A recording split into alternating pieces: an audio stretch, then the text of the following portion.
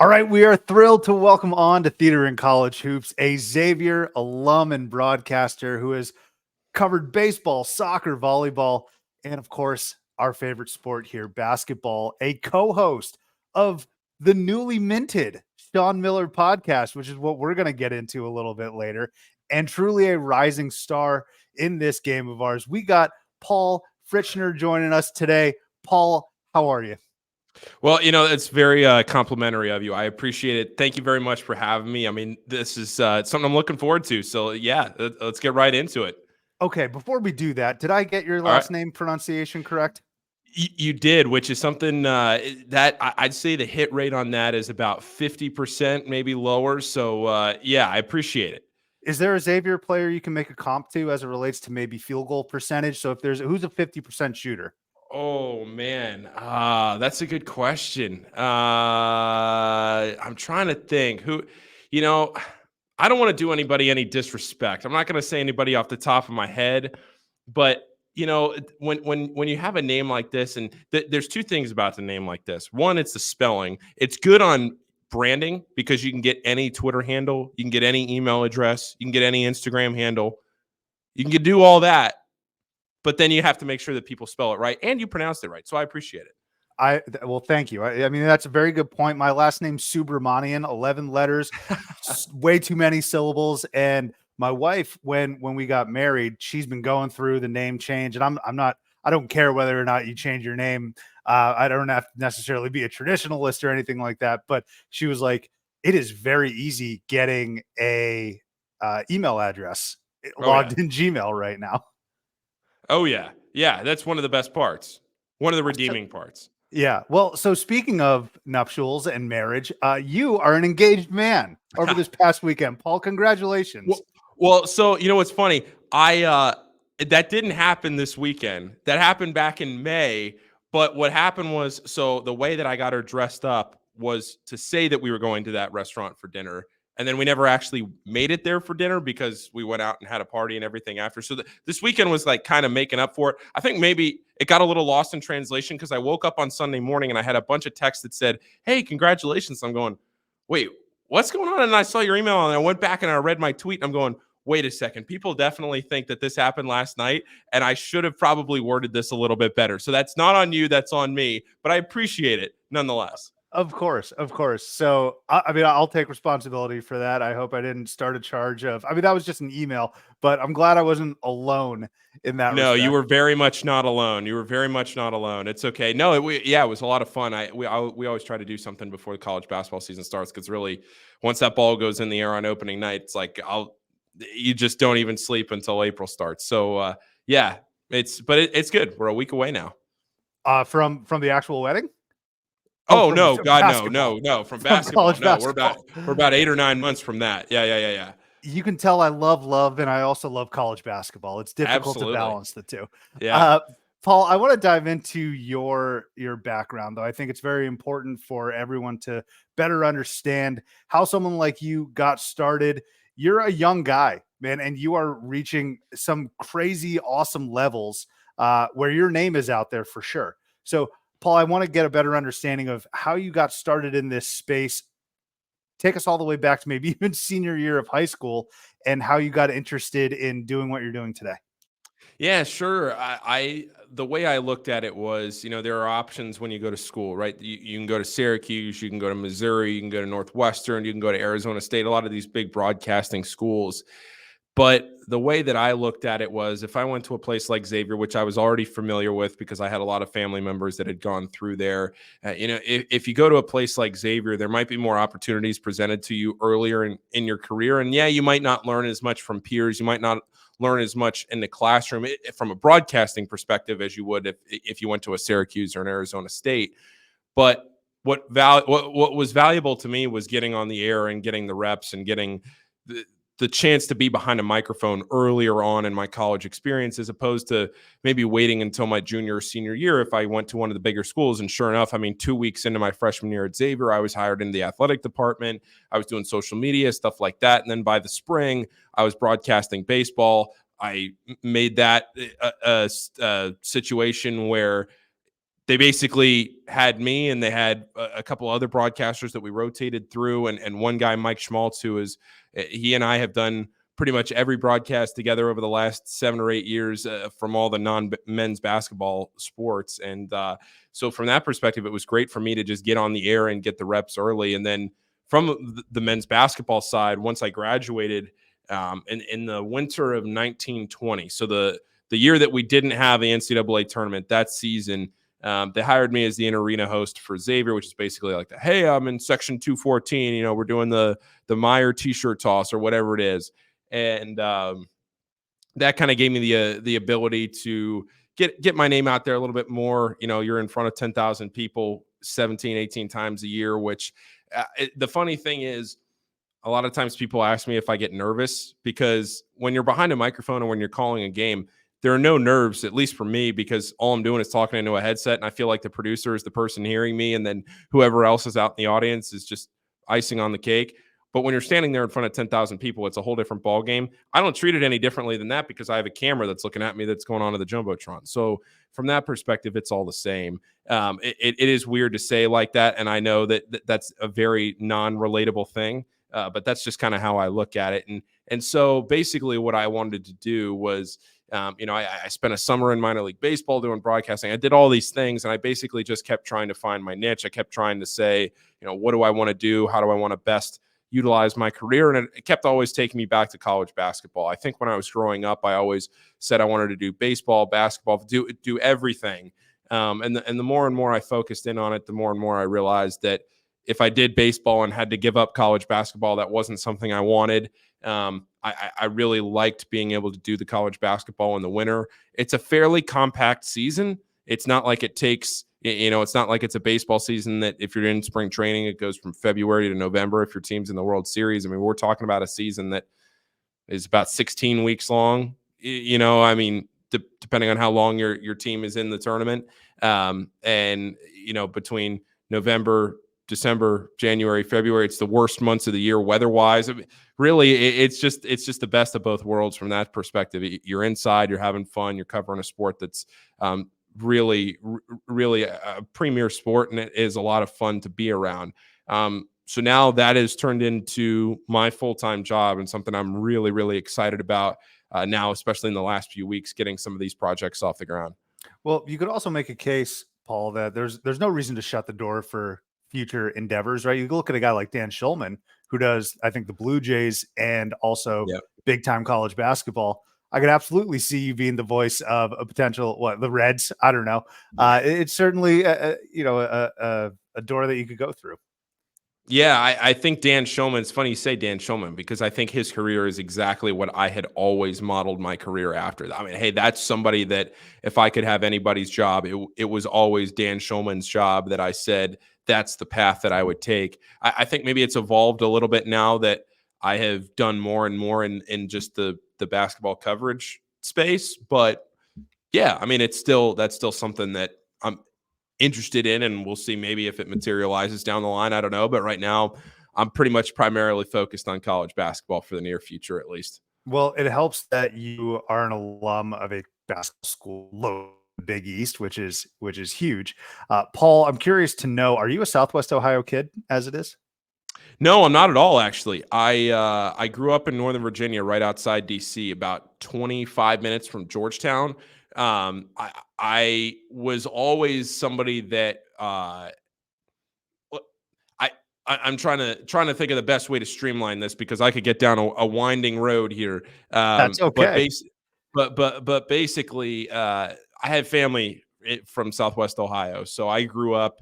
My grandparents were season ticket holders at Xavier, so when I would come and visit over winter break or Thanksgiving or whenever it was, if Xavier had a home game, they'd give me and my dad, you know, sometimes whoever it was, with my mom, my dad, whoever. Usually it was my dad and I that would come, and the 2 tickets would go to my dad and I, and we'd go to the game. And kind of from there, I like the small school. I grew up going to a small grade school, small high school, so I like the small school feel. The basketball was important. But yeah, no, I was not a Southwest Ohio kid at all. Just the family that I came and visited over holidays or over summer break. But Northern Virginia and the DC area, which is a much different metropolitan area than Southwest Ohio, I will say. You're not wrong. You're not wrong. I have an aunt that lives in Bethesda and a brother-in-law that's in, or excuse me, a sister-in-law that's in Southwest Ohio. So having visited both of Oh, them yes. pretty often, I feel like I can make that difference out as well. Well, hey, I mean, maybe it's a bit of a homecoming for you when Xavier goes to Georgetown. I don't know if that's on the schedule this year, but is that an Yep, opportunity? twice. Okay. Twice. Yep. They'll be there. I don't know what the date is. I'm hoping that I'm traveling to a majority of the games this year. I would like to make it back out there. I haven't been back to the DC area in a couple of years, so it'd be fun to get back out there, maybe see some friends and some people I haven't seen in a while. But again, when you're on a basketball trip like that, it's so quick. You come in the day before and then you turn around as soon as the game's over. So we'll see what happens. But yeah, I do. I really love the DC area. It's my favorite city in the world. I've traveled a lot. I've been really lucky to travel a lot. And DC, I mean, I know I'm obviously biased because I grew up there, but it is the best. I love it. Yeah, absolutely. So let's dive in a little bit on some of the projects that you've been working on. But first, Big East Media Day. Were you in the building? Were you at MSG? I was, yeah. So I was on basically the coverage show, Biggie Shoot Around, that John Fanta hosted with Tariq Turner and Vin Parisi. They did that show together at the desk. They talked to coaches, and then they'd send it over to me over on the side doing interviews with players. It was great. It's always a great experience being there at Media Day because it feels like it's the official kickoff of the season. It feels like, all right, hey, basketball season is back. We get an opportunity here to see a lot of people you haven't seen in a long time. You reconnect. It's been 6 months since the last time you've seen a lot of these people, whether it's media members or whether it's administrators from the schools, whether it's coaches, players, whoever it is. You just haven't seen these people in a while, and they're people that you become pretty close with over the course of a season. So it's good to see everybody good to reconnect, and it's a lot of fun. It's a great day. You get the interaction on social media, and you get to start talking to fans again and people that maybe haven't reached out to you in a while. So all of that together, and being at Madison Square Garden too, it never gets old. Yeah. So not to sound like Rothstein here, but I did have some well-embedded moles at Big East Media Day, aka just a friend of mine who does terrific work on his own podcast. It's the Providence Crier. So he covers Providence basketball. And so obviously the hot button topic, not only just in the conference, but throughout the entire country, January 27th, Ed Cooley making his return. But at Big East Media Day, did you kind of notice what was all the media at his booth? Or was it spread around? How did you sort of navigate the landscape there of the questions and how they were thrown out? So I would say that the majority, when you talk about like big crowds at Media Day, when Rick Pitino walked in, you could tell that there was something different in the air, right? You could just tell that the media swarmed. The pictures of him sitting at the podium with everybody around him, it just had a different vibe, a different feel. It was cool being there and seeing the crowd and seeing that Rick Pitino effect that was in the building. Yeah, I don't think it is funny that January 27th date, because from the perspective of the two schools, you're trying to be as respectful as you can, right? Because it's a game, it's a coach that gave a lot to your program, but it's also a coach that left and went to another program in the Big East. And you see a lot of people that compare this to other places. I mean, you look at Xavier. Chris Mack left and went to Louisville, and Mack was a Xavier alum. And you look at Ed Cooley, somebody that grew up Providence guy, and he left. The difference between these guys that leave and go to another school is that they don't generally go to a school in the same conference. And Ed acknowledges that. He's talked at length about that in interviews and in media appearances and on the panel with John. And it's just he has tried his best to navigate these waters, and nobody is going to be able to fully navigate them until the morning of January 28th, when that game is all said and done, and there's a winner and there's a loser, and that game is over and done with. But yeah, I think that definitely is a game that I asked John that question last week. I don't think there's going to be a bigger game in college basketball this season. I would, at least going into the year, unless there are storylines that develop throughout the season, two teams that maybe we didn't expect were going to be as good, that maybe meet toward the end of the year. If there's a Big East title race at the end of the season, I don't know.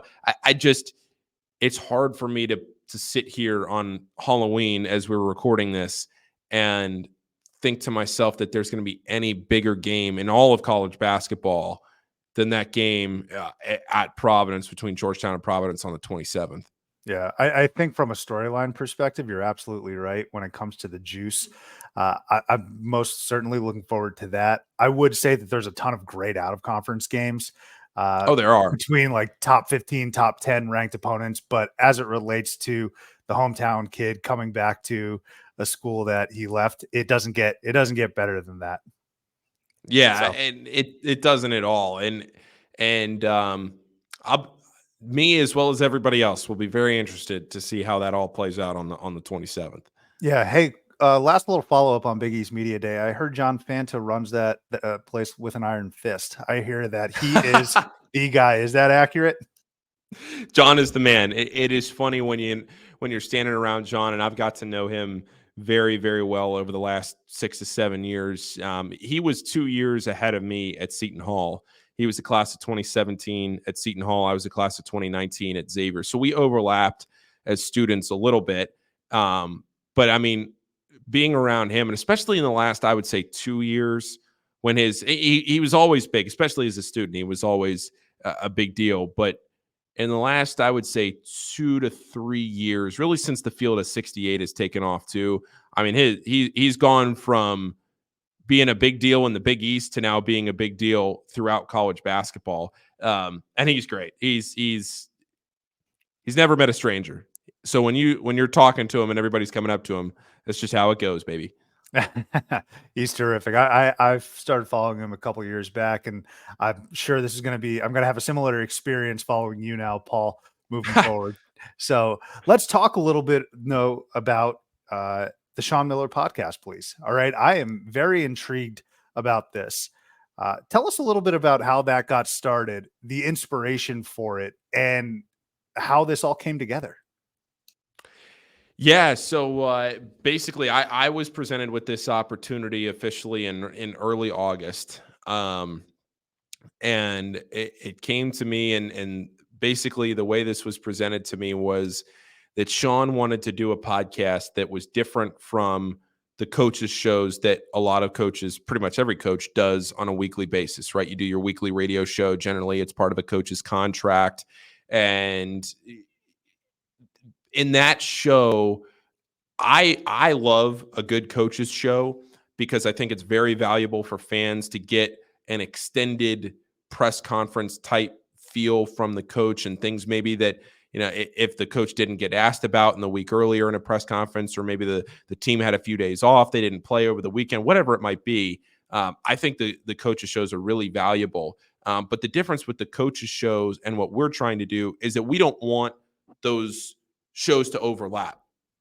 When I had a conversation with Joe Sunderman and Byron Larkin, who are the radio voices of Xavier, and they're the hosts of the coaches show, my first overall point to them was, I don't want anything we do to infringe on what they do. I think there is clearly a market for both shows to exist, where we have the opportunity to basically give Sean a platform to talk about whatever he wants to talk about, however he wants to talk about it. So whether it's him coming to Adam Baum and I, who's our co-host on the show, whether it's Sean coming to us and saying, hey, this week I want to make sure we talk about this and this and this player for this and this and this reason, whether it's doing an interview with a guest, or whether it's whatever it is, it's basically just a platform for Sean to have his voice and his own controllable media, and kind of a cool way for fans to peel back the curtain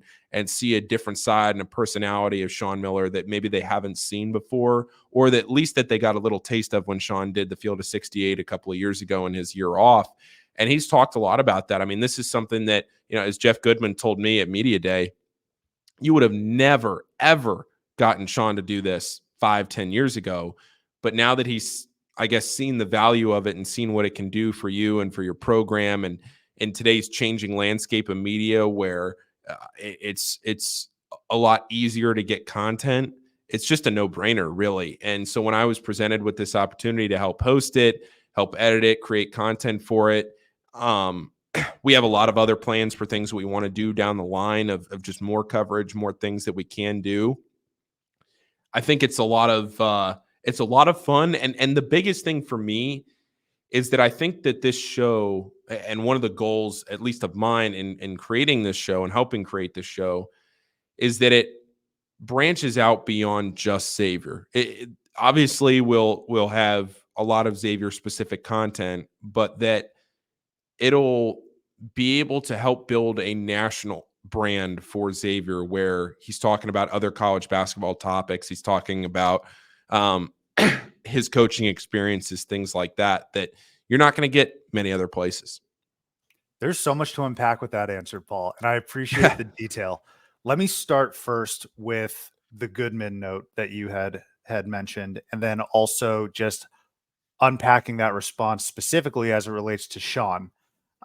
I went to Arizona, right? I was there during the Sean Miller era, and I think he may have had a Twitter for a few years, but that was about it. That was the extent. And of course, Paul, we've seen the evolution of damn near every player in the NBA, NFL has a podcast. I got Micah Parsons like 2 hours after taking off his pads recording a podcast, right? So the access and the information coming directly from the subject's mouth has never been greater, I don't think. And so seeing Sean Miller, right, if I comp it to what I was looking at when I was in college and even a few years after, it is a bit striking and a bit jarring to see. And I'm not as close. I don't know Sean Miller personally. I know him as a head coach, right? But it's very cool to see him sit down with a microphone in front of him. And when I saw him on the field of 68, I thought he was great, him and Archie. And now he's doing this in addition to his coach's role. But I think you also mentioned something very interesting. And I love that Sean wants to touch on not only Xavier topics, including his players, but also everything in the college basketball landscape. But is there another approach or another benefit in the sense that he's speaking to potential recruits and folks across the country to help build this program, not only from a brand perspective, but from a player perspective as well? Yeah, I mean, I think that this is definitely something that he recognizes could help recruits down the line, where you say, hey, there's obviously things that you have to be careful of when you're doing recruiting, and making sure that you're doing everything the right way. And the more and more that you can get your voice out there and get your message out there that, hey, this is our program, this is what you can come be a part of, this is what you can help build if you come to play for us and choose to be a part of our program. I think that is definitely a massive, massive part of this. Hey, I'm not the guy that, I thought Sean made a great point in our last episode that came out yesterday with John Fanta, that, John was joking about how the first time he did a show with Sean and Archie a couple years ago, one of his biggest goals was to get them to lighten up. And Sean laughed and said, there you go with the stereotype again, never laughs, never smiles. And I'm sitting there and I'm thinking to myself, man, that is the stereotype that we've heard about him for so long. And I now just said all of it. us, yeah. And now all of a sudden he's somebody that's showing this completely different side of him, or at least a side that has always been there that he's never been able to show. And now that we can help kind of get that out of him. Yeah. Kudos to you for the quick turnaround time, by the way. This came to you in August? This thing got constructed quick. Yeah, so it came to me in August. I came on. I started full time probably the second week of August or somewhere around there. And basically, I worked with Adam Baum pretty much every day for the last couple of months, saying, here's what we need. Here's some topics we want to make sure we cover. Here's how we want to attack this. Because the other thing too, sorry, the other thing too is. When you get into college basketball season, it's tough sometimes to have a consistent day of the week where you're recording. So I think that is one thing that people are going to have to be flexible with, where, hey, if he's out recruiting or if there's a game, it might not be every Monday or it might not be every Tuesday, but we're going to do our best to get one out every week because we know that that's valuable for people. And that's part of what we try to build, some consistency. And it should be fun. So, Paul, in those instances where you may have to have a surrogate or someone else step in for Sean, can I recommend David Miller and or Ryan Anderson? Those are my guys. I love those guys. Yeah, David Miller, fantastic. Fantastic guy. Just absolutely fantastic guy. Yeah, they really are. He's been great. Paul, I want to now pivot a little bit and talk about this upcoming season for Xavier. Great year last year, coming off of a tournament win as well. And we'll talk a little bit about that, the details. I'm curious to know the experience that you had. But when it comes to this upcoming Musketeers team, there's so much roster turnover. That's the one thing I noticed, at least in my assessment of Xavier this offseason and heading into the season. To you, what is a fair expectation for this team with so much roster and personnel change? I've been trying to answer that question for the last couple of weeks in my head to say, what can we expect out of this Xavier team? I think this is a team that's capable of making the tournament. But with Sean Miller and this coaching staff and the player development that they have, I wouldn't be surprised with anything that this team is able to do or accomplish, because you look at last year, and last year wasn't as much of an unknown because you at least had the players coming back. Now this year, it kind of feels like this year is what we thought last year might be, where you're getting a new coach and there's a lot of roster turnover. Last year was a little unprecedented. This year, where you have 10 new faces, you really only have one contributing returning player. Yes, Cam Kraft is back too, but Cam Kraft didn't play a lot of minutes last year. He was hurt. Now, all of a sudden this year, you have Des Claude, who you're hoping makes a massive jump. Pretty much expected that he will. And then 10 new players. You're looking at 6 first-year players, 4 transfers. That is incredible amounts of roster turnover for this year, and you're hoping that they gel early. I think this is a tournament team. I think this is a team that can finish in the top half of the Big East. But it's certainly going to be a challenge when you're looking at Purdue, Houston, Cincinnati, Washington, one of St. Mary's or San Diego State in the non-conference. It's a big deal. It's a bear of a schedule. You took the next question right out of my mouth. And I did highlight Purdue and Houston. And there are some of those other teams that you had mentioned that are going to be tough matchups for sure. But Purdue and Houston, can you talk about not only just the game planning for it? Now, of course, you guys know it's a huge challenge, but how exciting is that to test or really measure yourself against some of the country's best? I think it'll be really, really good for this group going into Big East play, given how good the Big East is supposed to be this year. I mean, the conference might be the best since it's been since realignment. So to play a team like Purdue, who is, not a consensus number 1 overall team, but pretty close to it when you return a National Player of the Year type guy in Zach Edey. And then you look at Kelvin Sampson in Houston and the teams that he always has. I mean, this is a crazy schedule, but it'll pay dividends in the long run for Xavier in the way that this schedule is set up, because they're going to need it come conference play. Yeah.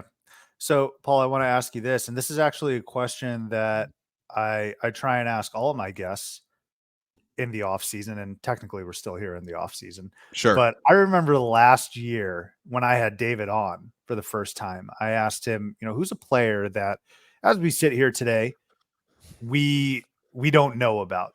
But come January, February, around Valentine's Day, let's say, the country is going to be taken by storm. And because he knows ball, he said Sule Boom in the offseason last year. And I mean, I've named this question after Sule Boom because he had such a meteoric rise. Who is this year's Sule Boom for Xavier? Paul, doesn't have to be a transfer like Sule was, just anyone that fits the criteria of country doesn't know about him today. They will come Valentine's Day. I think Lazar Djokovic might be that name. I don't know if I'm as confident in saying him as I would say a guy like Sule Boom. Lazar is an international freshman, and that's maybe what makes me a little bit concerned, is that he's so young, but he's played against high-level competition. He's somebody just size-wise, skill-wise, I think can really burst onto the scene this year. If he can overcome his size, my other answer to that is Trey Green, freshman point guard. Trey Green is going to be a spectacular basketball player. He already is. He's just a little undersized. And I think if he's able to figure out defensively how to overcome that at the Division I level, he has no problem scoring. He has no problem distributing. Lazar and Trey would be my answers to that. It's tough that those are both first-year players at the Division I level, at least from my perspective. I'm not picking a Quincy Olivari or a Davion McKnight or one of those guys that's transferred, a Abu Usman that's transferred into the program, or a Gitas Namiksha who's also transferred in, an international transfer. Yeah, I think my answer to that question would be Lazar Djokovic. And if he plays to the potential that I think a lot of us are hoping that he does, he's going to be incredibly special. This will be cut and clipped. I can't wait to use it in February, Paul. I hope I'm right. I hope I'm right. I really do. I think there are going to be some growing pains early, but as the season goes on, I hope that answer is a good enough answer for you. Yeah, I'm looking forward to it. I trust you. I trust your brain. Oh, let's hope. I don't know if you should trust me, but let's hope. Let's talk a little bit about one specific player. And Paul, I'm not going to sit here and tell you that I'm moved or feel terrible anytime that there's an injury or anything like that comes with every single player, right? That's part of the game. But for me, at least, it was pretty impossible not to feel downtrodden, sad, and just disappointed for Zach Freemantle. So everyone covers Zach Freemantle and the injury from a basketball perspective. And I understand that. That's what you're supposed to do. Truth be told, I already know how important, how good Zach Freemantle is as a player.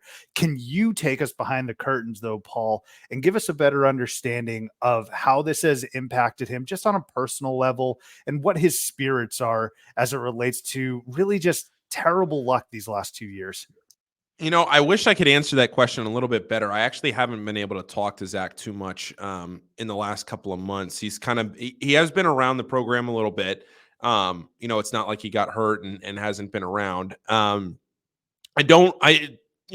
could sit here and make things up, but I'll just tell you right now, I don't have a great read, like, spirits wise, on how he's doing. I do know that he has no intention of stopping his basketball career just because he keeps having the same recurring injury. So I guess that is the one thing that I could tell you.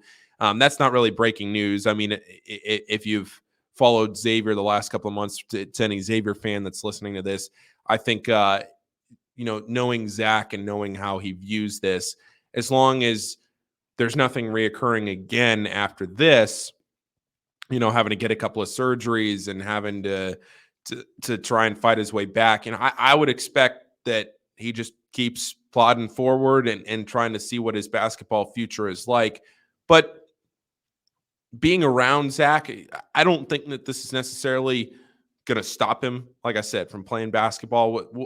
What that looks like, though, in the future, that's hard to say. So, Paul, I'm glad you mentioned that, but I do want to push back a little bit and say that, yeah, maybe Xavier fans don't or know this. This is BAU, business as usual for them, or information they know. But it goes back to your point about the Sean Miller podcast. You're also speaking to the entire country. I can tell you, I didn't know that. I can certainly, and I'll tell you what, Sean has had a player with an injury history that I think ended up retiring from basketball, and Raekwon Smith a few years back at Arizona. So, I'm glad that it's certainly news to me, Paul, that Zach seems undeterred and wants to continue forging forward. Now, obviously, I wish him the best of luck, and I'm happy and hopeful that he gets back on the court in any capacity. Really. Yeah. And again, what that looks like and when that happens and, how that happens, I don't know. It's the same, when you look at Zach and you look at Jerome Hunter. Jerome Hunter's had his own health issues that he's had to be withheld from the team here. And that's killing him. I mean, that is really, really getting him down and getting his spirits down. Well, okay, wait. Let me back up here. I also haven't been able to talk a whole lot to Jerome. Jerome and Zach, I've seen them. They've been around. I've been able to kind of exchange real quick highs and hellos with both of them. But to sit down and have a conversation and say, hi, Jerome, how are you? What are you thinking in the future? I really haven't had those kinds of conversations with either of them.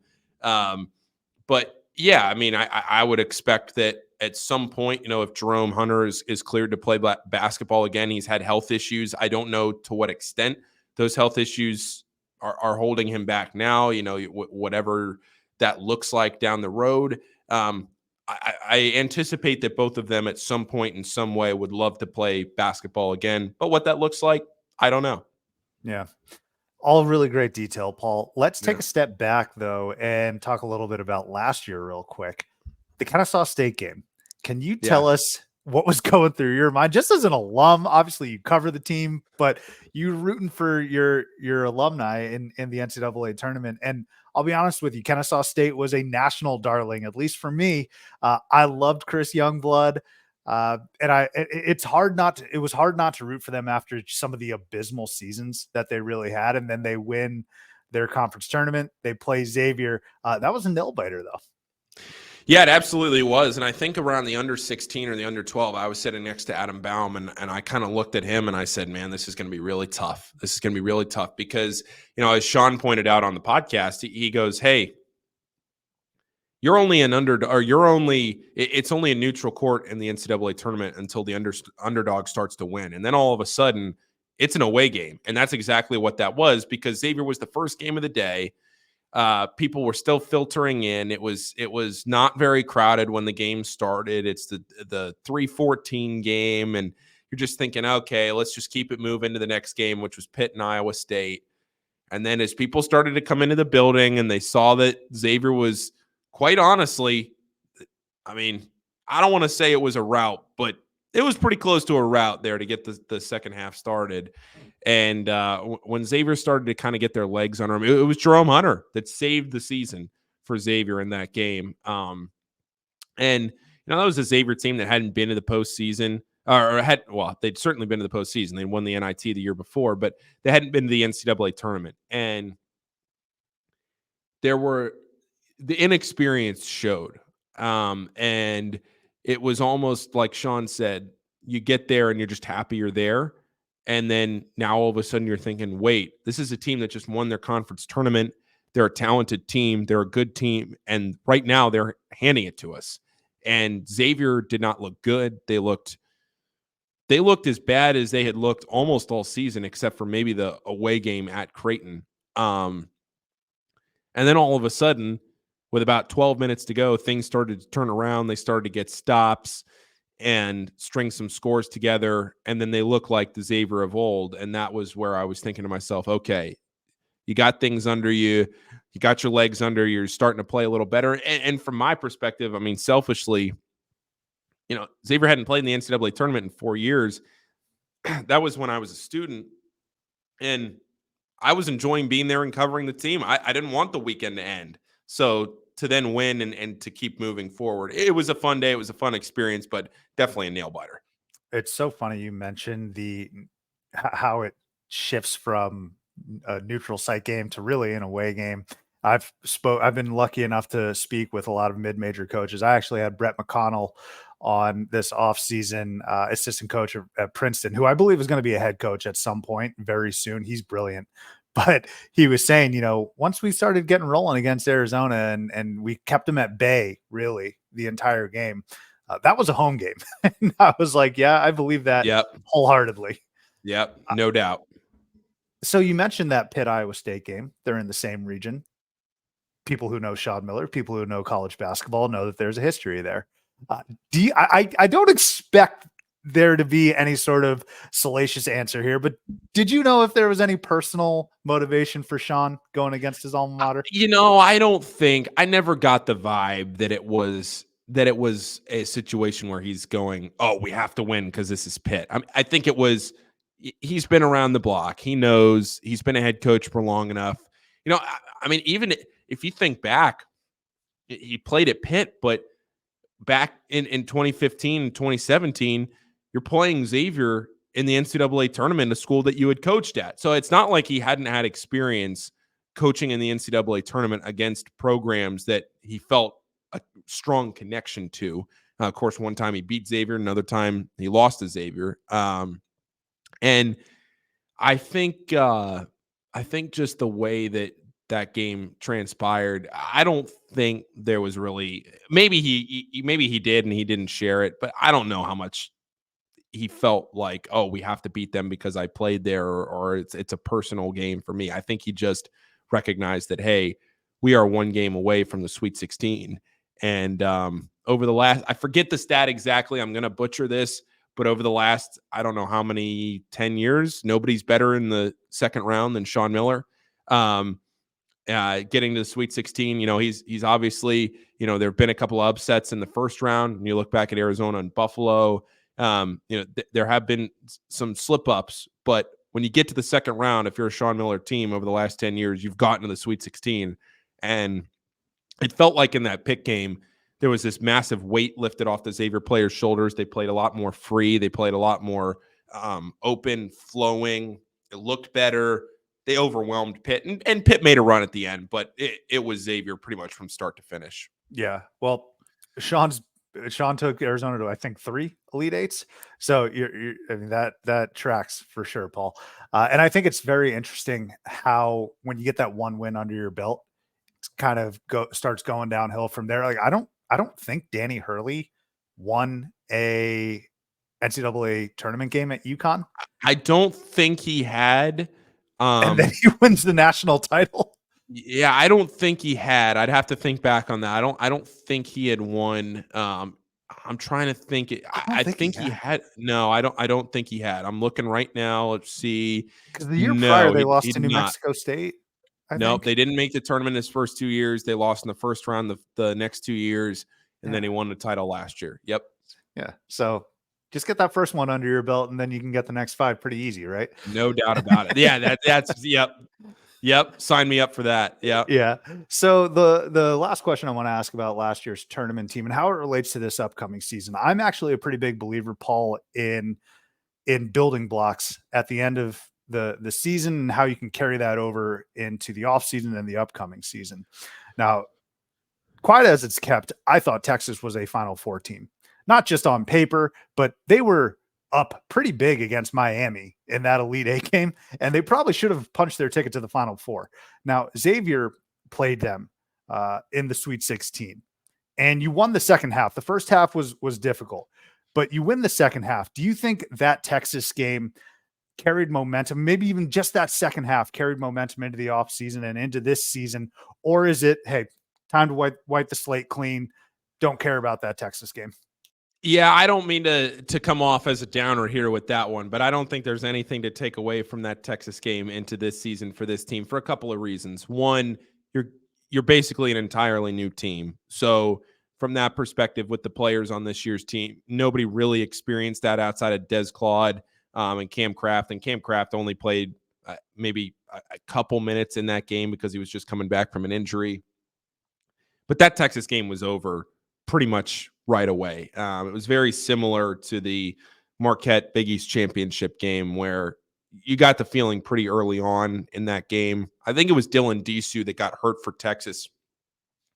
And I remember sitting there thinking to myself, man, Xavier, it was still very early. I think it was maybe 2, 3, 4 minutes into the game, and Texas hadn't quite separated themselves yet. And I was sitting there thinking to myself, wow, Xavier has a serious opportunity here where Houston just lost to Miami.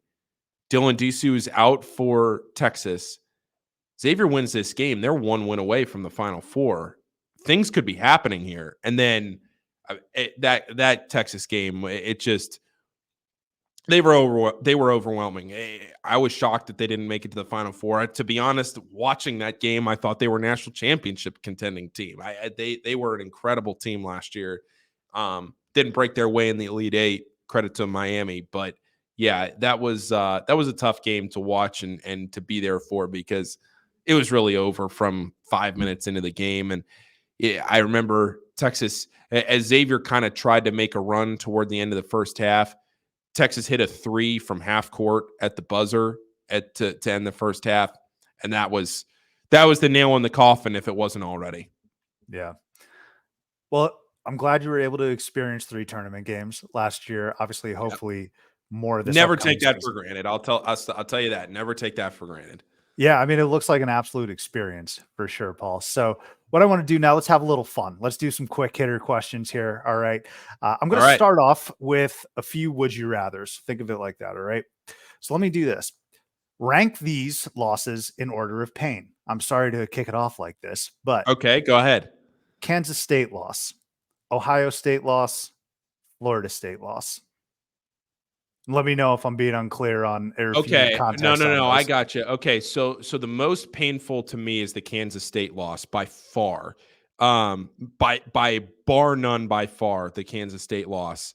Because now the Ohio State loss, I think a lot of Xavier fans listening to this would think back and probably say Ohio State is more painful because of how the game ended with the Greg Oden shove. And going to overtime, they should have won the game. I get that, and the proximity in the Ohio State, and it's not a rivalry necessarily, but there is definitely the overlap in the state of Ohio. So from that perspective, I get it. But to me, the Kansas State, without a doubt, that game is more painful to me thinking back on that, because yes, it was an incredible game. It's a game that a lot of Xavier fans still think back to very often. And, the Crawfords got to hurry and everything like that. But what people forget about that game is that Xavier had Butler waiting for them in the next round to go to the Final Four.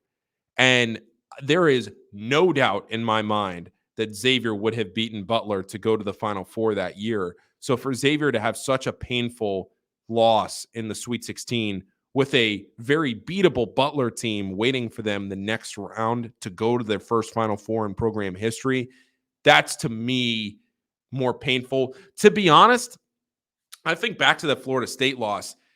What was the most painful thing about the Florida State loss was that it was the end of so much that you had grown to know and love about the Xavier program between Sean O'Mara, Trayvon Blewett, JP McCura, Chris Mack. I mean, you think about all those players that, Karam Canner was on that team that year. So many guys that had such a great Xavier career that all of a sudden it all ended at one time. But I don't think back with as much pain with that Florida State loss because it happened so fast. I mean, Xavier was winning that game. They were winning. And then all of a sudden, in the blink of an eye, JP McCura fouls out and the game is over and Florida State wins. It all happened so fast that I don't think back on that Florida State game. I'm trying to remember who Xavier would have had. I don't know if it was Gonzaga waiting, maybe a West Virginia. There were. It wasn't as easy in the Sweet 16 and the Elite Eight that year. To be honest, the Wisconsin loss from 2 years earlier, or 3 years, no, it would have been 2 years earlier. That loss was entirely more painful to me than the Florida State one, because that Wisconsin loss, you're a 2 seed, you're the highest seed at that time that Xavier had ever been. Again, it felt like a team that probably could have made the Elite Eight, made a run to the Final Four. You had so much talent. You had Ed Sumner. You had Jalen Reynolds. There was a lot of talent on that team. James Farr, and then it just didn't pan out the right way. Not to mention Blewett and McCura as well. But yeah, that's a long-winded way to say that Kansas State loss in double overtime, where you had Jordan Crawford, 2 Holloway, and the potential for what could have been. If you think back to that, what would that have been? That would have been the 2010, I think, NCAA tournament. Yeah, it was. First of all, I mean, it was, as a neutral observer, one of the best games ever because Gus is on the call, Denny Clementi, yes, Jacob Pullins going back and forth, Frank Martin on one side. Like, it was crazy.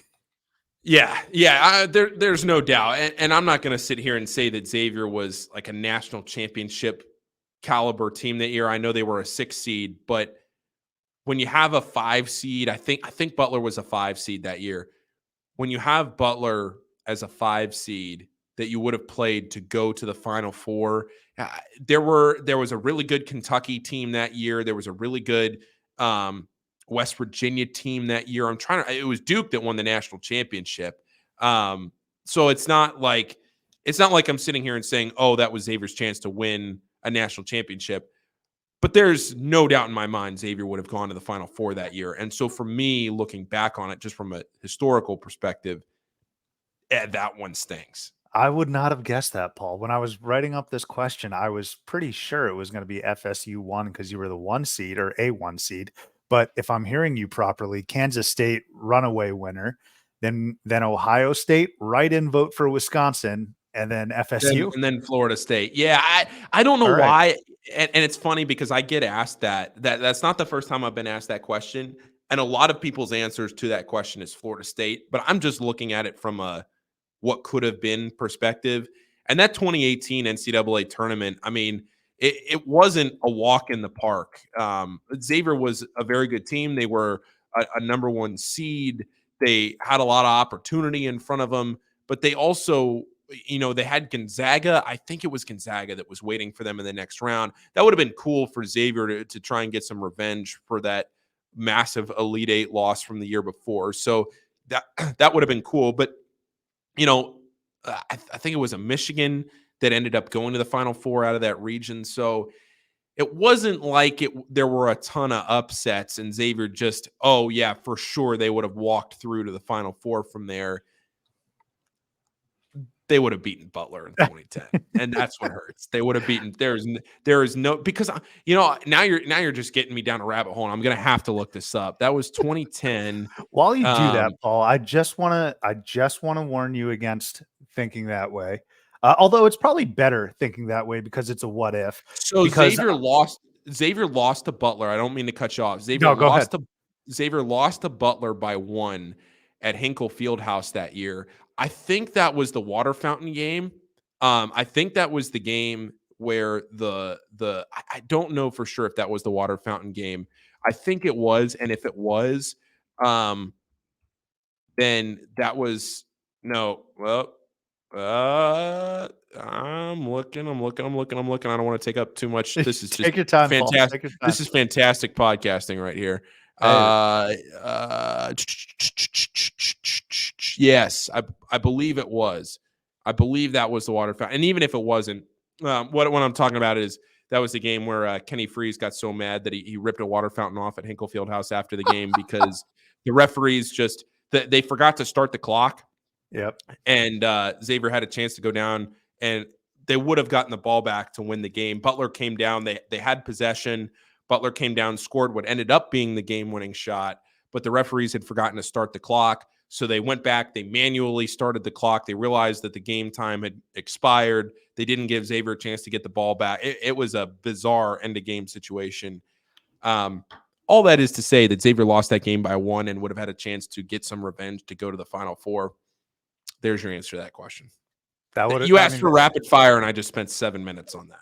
That's totally fine. That's totally fine, Paul. I mean, by the way, that whole water fountain thing, that's so perfect college basketball. Referees making a mistake, kids reacting. Like, it's just so perfect college basketball. No doubt. All right. Next, would you rather? Would you rather drive a car that has an advertisement on it? So this is your mode of transportation, right? You can get from point A to point B in a car, but it has a fat, obnoxious advertisement decal on it, or rely on Matt Stainbrook's Uber services. Oh, man. I know Matt very well. I'm going to have to say Matt. Matt is an incredibly reliable person. He will always get me where I need to go. There's no doubt in my mind that if I needed to depend on Matt to get somewhere, he would take care of me. Obviously, this question was having a bit of fun. It should be noted Matt Stainbrook was a hell of a player. One of the most effective, loving guys that I've seen on a basketball court. Matt Stainbrook to play. A great transfer. Great transfer. I mean, one of the best Xavier transfers of that era, and somebody that made a huge difference. He played on that team that lost to Sean Miller in the NCAA tournament, but that was a team that very well could have beaten that Arizona team. And yeah, Matt was great. Had a great pro career too overseas. Absolutely. That was a grind of a Sweet 16 game. Paul, yeah, my last sort of hypothetical question here. It is Halloween. Are you a guy that will let kids have as much as they want? I mean, they dig their small palms, I should say, not huge, small palms into the bowl, or are you one of the people that says, max it at 3 or something? No, take as much as you want. What are we doing here? Take as much as you want. Come on, have some fun. That tells me all I need to know about you as a person. Thank you, Paul. You got to tell me this also. Are 3 Musketeers, or is that like a common theme on campus around Halloween? I would say that joke gets made enough that yes, the 3 Musketeers are a very prominent fixture of yes, without a doubt. So just another example of you speaking to the greater community, because I'm over here thinking, oh, Without a maybe, doubt. and everyone Without a at doubt. Xavier is like, this is so dumb. Well, it's funny when I'm calling a game and, let's say I'm calling a soccer game and I sit there and I'm going, well, 3 Musketeers collide for the ball. And I'm going, that's just a candy. I love it. Let's keep going on with these quick hitters. What's the most difficult or least glamorous, least glamorous part of your work, would you say? Oh, I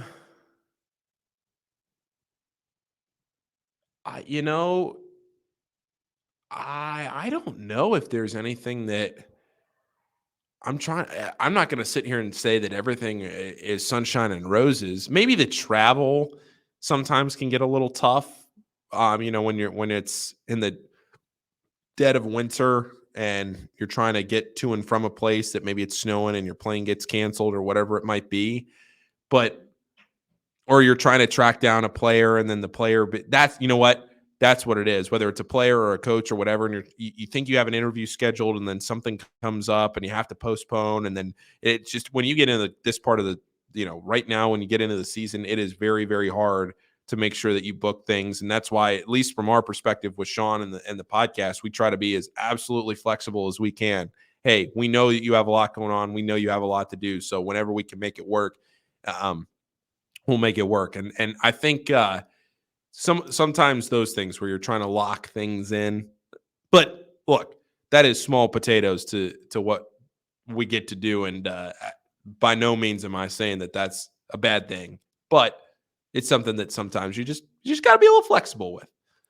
I want everyone listening to this to know that when I was working with Paul to set up this time, he was very flexible. And when we settled on a time to record, one of the most prompt entrances I've seen, right on the dot. So thank you, Paul. Absolutely. Yeah, I felt bad. I know we kind of gone back and forth a little bit on the time, but when you get leading up to the season, and we were talking about recording at 9, I know it's 9:42 in the morning right now. But as we were talking about recording it at night, I was like, oh man, the last thing I want to do is put you in that situation where I commit to recording with you. And then all of a sudden Sean says, hey, we have to record tonight. And then I got to move things around. So I said, you know what, if we do it in the morning, we'll be good. That's perfect, Paul. I'm going to get you out of here. Just the last few here. College basketball seems to have these new fads and like new Twitter fads, I guess. And I'm curious to know your thoughts on secret scrimmages. People love tweeting and talking about secret scrimmages. What do you think? Well, I think what we need to do here is just figure out what we're doing. If it's secret, nobody should get it, and there should be a massive penalty for releasing the news, or we just don't call it secret and you just say, okay, you can report on what happened, but nobody can be in attendance. I just, to go from hearing about some and getting a full box score of some of them to not even knowing who won some of the other ones. It's just, I get that the coaches I get what the thinking is behind it. Now, Xavier this year, they played 2 secret scrimmages as opposed to generally what they've done forever. I can't remember a year that they haven't done this, where they play 1 secret scrimmage, they play 1 public exhibition so that the players can get into a routine, with fans in the stands and how it works on a game day. Xavier's first experience with fans in the stands is going to be Robert Morris on Monday night. I'm very interested to see how that goes, because with a new team and new players and a new arena and everything else, 10,000 people there watching you, it is going to be a much different experience than it would be in 2 secret scrimmages. But yeah, I don't know what we're doing with these secret scrimmages, man. Let's clean this up. It's so ridiculous. It's also very college basketball. Oh yeah. Paul, outside of Xavier, who is someone you've interviewed or covered that you've enjoyed the most? Doesn't have to be basketball. Literally anyone outside of Xavier. Aaron Goldsmith has become a very close. I hope he would consider friend. I would say friend, somebody that I've gotten to know and to talk to a lot. The broadcaster for the Seattle Mariners. He has been a massive help to me over my career. And he's been somebody that I've really enjoyed getting to talk to. And I've interviewed him a couple of times, but also somebody that I've just been able to bounce ideas off of. If I have a tape, he'll listen to it. He'll get back to me. He gives me great feedback. There are a lot of fun people that I've interviewed, but outside of college basketball, there are a lot of people that I can give credit to for help along the way. But as far as an interview goes, yeah, he's a lot of fun. So you have a bit of a baseball background as well. We're going to bring this interview full circle.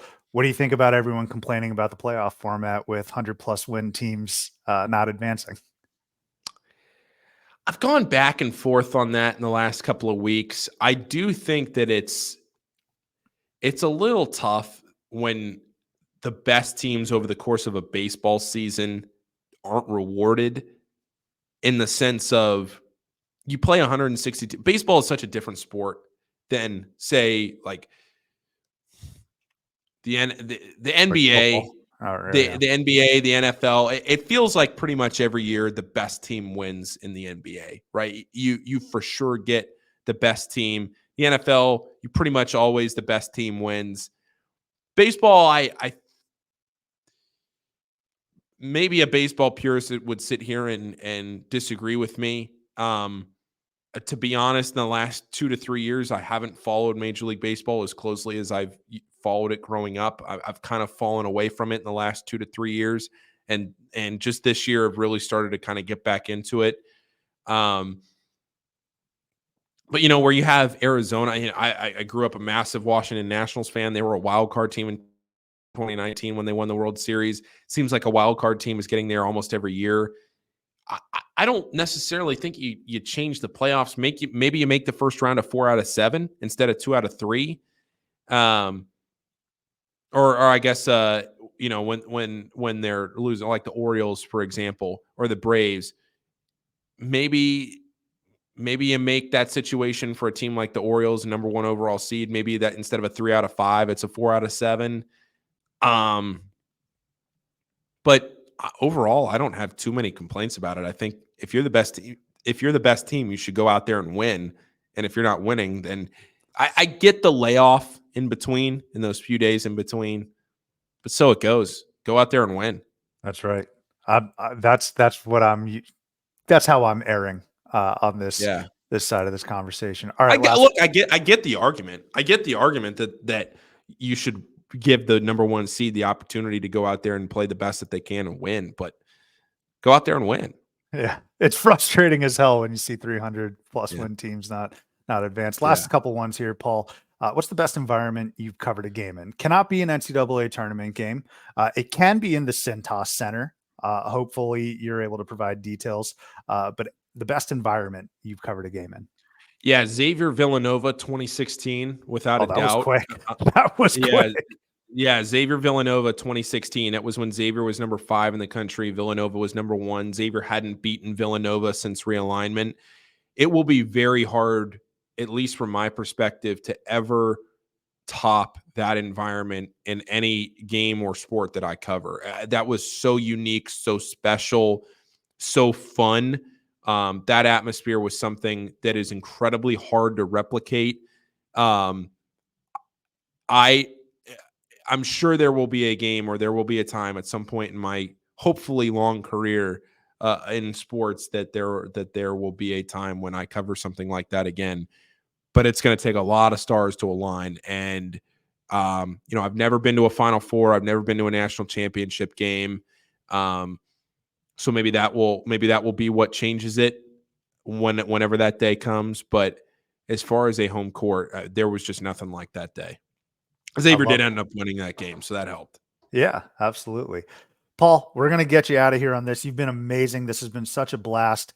But we end it with a question that I ask every single one of my guests. And this segment's called Bring Them Up on Stage. Is there anyone in the college basketball space, maybe even outside of the college basketball space, that you think would enjoy coming on to this podcast, sharing some stories, being as detailed and tremendous as you have been today?